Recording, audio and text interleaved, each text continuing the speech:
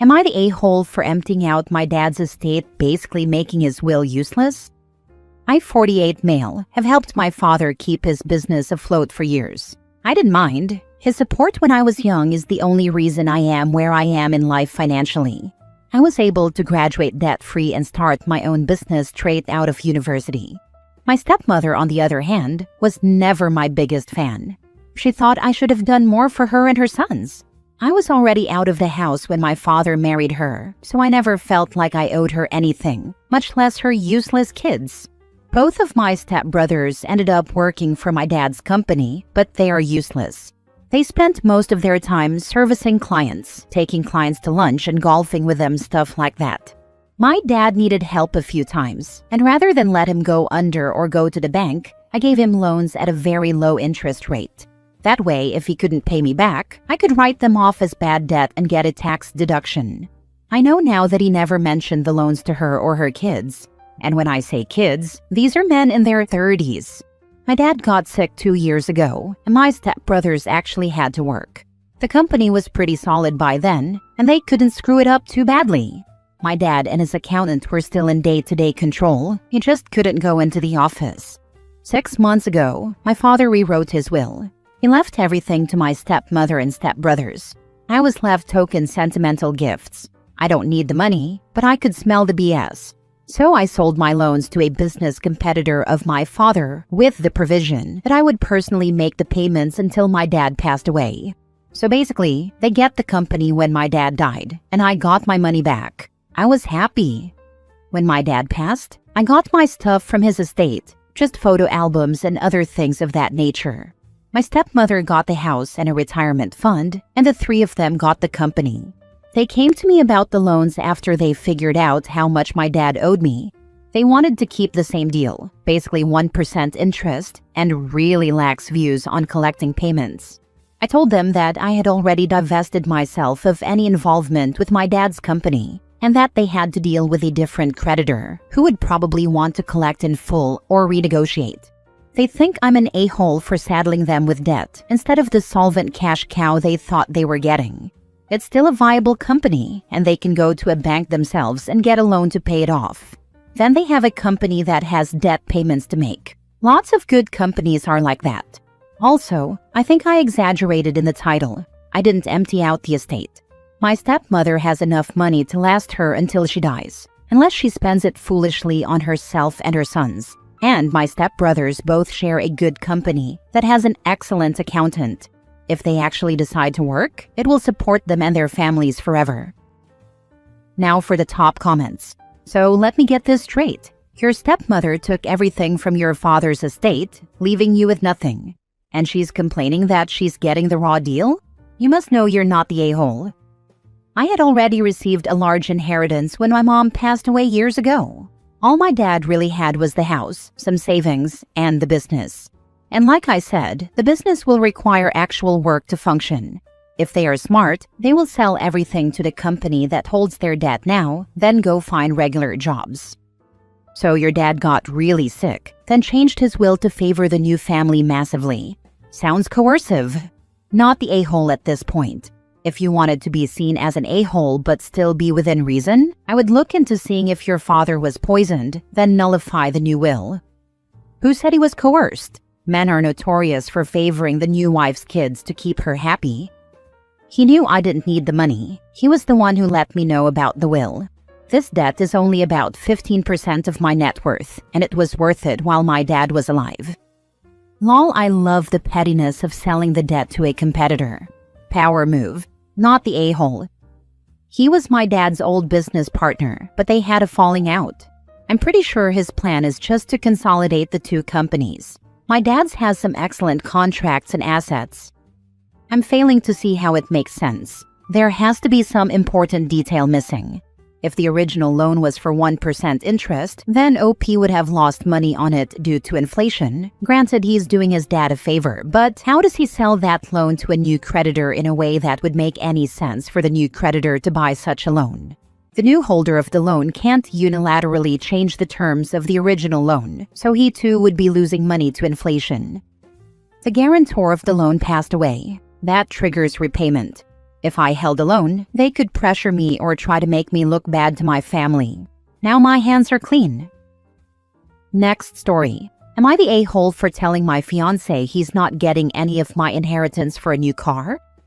I lost both of my parents. My dad passed away about a decade ago, and my mom died a few years after that. I was there when she passed. I had to try to save her, and I couldn't. That kind of experience doesn't fade with time. It settles into you and becomes something you carry, whether you want to or not. A few months ago, I received a payout I wasn't expecting. It turned out there was an old pension connected to my mom that no one knew about. It wasn't a life-changing amount, but it was significant. When I found out, it hit me harder than I expected. This was it, the last tangible thing I would ever receive from my parents. No more surprises, no forgotten accounts, no final letters. This was the end of that chapter, financially and emotionally. My fiancé and I got engaged last summer. We've been together for a long time and bought a house together about a year and a half ago. Every bit of savings we had went into that house, so wedding planning has been on hold. We've always kept our finances completely separate. Everything is split down the middle, even though he earns more than I do. That's how it's always been, and it's something we both agreed on early in the relationship. When this money came in, my first thought wasn't practical, it was emotional. I thought, finally we can have a wedding. It felt like my parents were giving me one last gift, a way to be present for something they'll never get to see. For the first time since losing them, the money didn't feel like money. It felt like love, like closure, like something deeply personal. His first thought was a new car. He brought it up almost immediately. He suggested we use some of the money to get him a better vehicle. That stopped me cold. I bought my own car last year on finance. I saved for the deposit myself and never asked him for a cent. I didn't even consider asking because that's not how we've ever handled money. I tried to explain why this felt different. This wasn't savings I built up through work. It wasn't shared income. It was the last connection I have to my parents. But he keeps brushing that off, acting like money is money, and saying that since we're getting married, it should be shared. But we're not married yet, and even if we were, we've never shared finances before. So why does he suddenly feel entitled to this now? I told him no. I was clear and firm about it. Since then, things have been tense. He says I'm being selfish. I say he isn't entitled to my inheritance, especially when he wants to spend it on something solely for himself. Now I'm left questioning everything. Not just this argument, but what it says about our values, our boundaries, and how he views my grief. So am I the jerk for wanting to keep this money for something meaningful to me, rather than handing it over for his benefit? I think the last gift from your parents is showing you who you were about to marry. Take it as a sign and act accordingly. If he can't respect this now, tying your future to him financially or emotionally is gonna be a nightmare. Oh yeah, this dude is one selfish MF who has zero respect for OP. It's like her parents are reaching out from beyond with a giant megaphone, screaming for their daughter to run. First of all, I find it appalling that this a-hole refuses to split the bills proportionally to what he and OP earn. If he wants to pull the almost married card, then he should have been treating OP like his partner, not his roommate. Where was he while his lower-earning partner was skimping and saving for the down payment on her new car? He was sitting by, watching while basically taking advantage of OP. And now he thinks he's entitled to her final gift from OP's parents? Oh hell no, OP. She needs to nope out of this relationship before she's tied herself any further to this massive a-hole. Not the jerk. He makes more than you, only pays half the shared expenses. Didn't even offer to help you get a new car. And now he's demanding that you buy him a new car with your inheritance, instead of using that money to get married. 99.999% of the replies to this post are telling you to walk out on this man, and they're absolutely 100% right.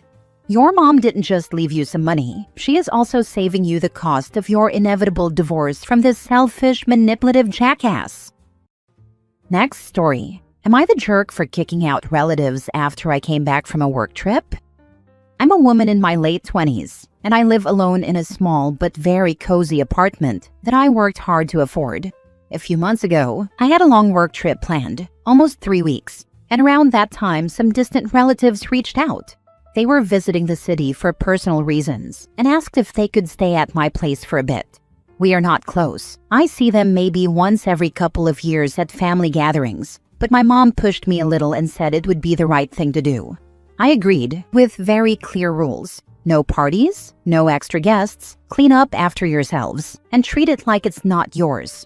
While I was away, they sent a few polite messages, thanking me again and saying everything was fine. I honestly didn't think much about it because I was busy with work and deadlines. When I finally came back home, I opened the door and instantly felt my stomach drop. The apartment smelled bad. Trash bags were piled near the door. Dishes were stacked in the sink like they hadn't been washed for days. My couch had stains. My bathroom looked like a public restroom, and some of my personal items were moved or used without asking. One of my plants was completely dead too, which sounds stupid, but it really upset me. I confronted them right away. They laughed it off at first, saying they didn't have time to clean yet and that I was overreacting. That really hit a nerve. I told them this wasn't what we agreed on and that I wanted them to leave. Not in a screaming way, but very firm. They got offended and said family doesn't kick family out like that. I told them family also doesn't trash someone's home. They packed up and left the same day, clearly angry. After that, things got worse. Apparently, they told the rest of the family their version, that I threw them out without warning, that I was cold and selfish, and that I cared more about my apartment than about people. Now I'm getting passive-aggressive messages. Some relatives stopped talking to me, and my mom says I should have handled it more gently. I feel guilty sometimes, but at the same time, I feel like my boundaries were completely ignored. Am I really the jerk here? I didn't expect to come back to a mess like that, and I honestly felt disrespected. Maybe I could have been calmer, but in that moment, I was just done. Send pictures to everyone if you haven't cleaned yet. Yeah, I wish I had. I was too overwhelmed and just started cleaning right away. I couldn't sleep or unpack with trash and smells everywhere, so fixing it felt more urgent. Send them a detailed description of every disgusting thing you had to clean and why. If they still defend the behavior, cut their sorry asses off. And check and freeze your credit. These a-holes have had a lot of access to your information. Who cares what worthless relatives think of you? One less $14 gift card at Christmas? Block and ignore. How did they get in? Change your password and/or locks. Yeah, blocking sounds tempting some days. They had my key. I never thought they'd disrespect my place this much. Definitely rethinking who gets access now. I have let my mom alone, or both my parents, stay in my apartment when I've traveled. I stopped doing it after the third time, when I came home and couldn't find things. My mom has a habit of cleaning and moving things, which includes throwing things out that shouldn't be thrown out. I don't really even like having my parents visit in my apartment because my mom can't help herself. And to note, it's not like my apartment is a disaster or extremely dirty, just a bit cluttered because it's small. I'd be very hesitant to let family members I didn't know well stay in my place without me. You had every right to ask them to leave and be pissed at what you came back to. You did them a favor and they disrespected you and your space. I'd probably change my locks since they had a key and reconsider letting family stay when you aren't home, especially family you don't know well. Not the a-hole, but your family is. They were disrespectful to you and your space. Ask the flying monkeys if they'd be happy to come home to a dirty, smelly, trash-filled apartment with their stuff moved, used, and gone, when they did family a favor and let them stay, and I'm assuming saved them a lot of money. Also, I'd charge them for the cleaning and any damage they caused to the apartment, furniture, and personal items they used without permission. And if there is a next time, always document everything. Last story. Am I the a-hole for telling my wife that's why you should get a job after she told me people shop a lot more than she does? So my wife and I are in our late 30s. We've been married for 13 years, and she's been a stay-at-home mom that whole time, other than doing a short Grubhub gig for a few months. She made the decision to be a stay-at-home mom because she wanted to spend time with the kids and not miss anything, even though when we were dating, she said she wanted to work, and I expressed wanting to be a dual-income household. One child is mine biologically, the eldest is not. They are 14 and 11. Yesterday, my wife went to the mall shopping, and when she came back, she said, "You should have seen all those people with a lot of bags spending over $800. And here I was spending only $100. I felt poor." I told her, "Well, if you feel poor, maybe it's time for you to get a job." She went silent and walked away.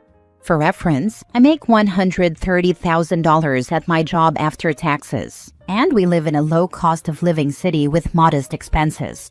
I give her $1,000 a month in fun money, and she feels it's not enough anymore.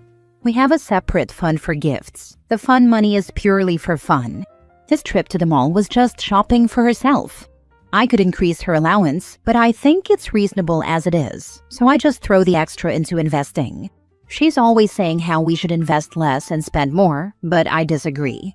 She often shows me her friends on vacation, their wives shopping, or what new car their husbands bought them, etc. And I always say the same thing. Most of those wives work jobs too, and she doesn't, so I feel it's not an apples-to-apples comparison. Am I the a-hole? Guess who's not at the mall spending anything? Poor people. Her dad is said as flawed. Also, the working at the mall. My personal theory? She doesn't need more money. She needs more to do. I'm not sure I could spend $1,000 a month in fun money, but I work full-time and don't have time to spend thinking so much about myself. Ding ding ding. She originally wanted to be a stay-at-home mom so she didn't miss her kids growing up, except now they are at the age where adolescents demand independence and autonomy, in addition to their friends becoming the primary influences on their personality and behavior. So she's not necessarily as present as she once was. She needs to learn a hobby or get a job if it's bothering her that she can't show off material wealth, since not shopping more often is preventing her from receiving that temporary dopamine hit. Justified, not the a-hole. She could be working a job remotely from home during the many hours the kids are in school. What does she do all day? She does yoga with her friends, then they go have brunch. Then she'll run errands, clean or go shopping, and then cook dinner.